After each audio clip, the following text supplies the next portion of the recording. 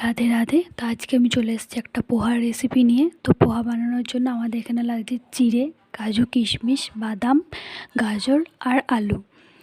এরপর আমরা কড়াইতে সাদা তেল নিয়ে জিরে ফোড়ন দিয়ে বাদামগুলোকে একটু লাল লাল করে ভেজে নিচ্ছি।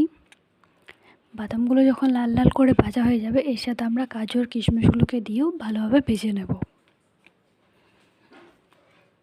এবার যখন এগুলো সব ভাজা হয়ে গেছে, তখন আমরা একটা পাত্রে এগুলোকে তুলে রেখে গাজরগুলোকেও ভেজে নেব। গাজরগুলো যখন ভাজা হয়ে যাবে, তখন গাজরগুলোকে তুলে রেখে আমরা আলুগুলোকে একটু লাল লাল করে ভেজে নেব।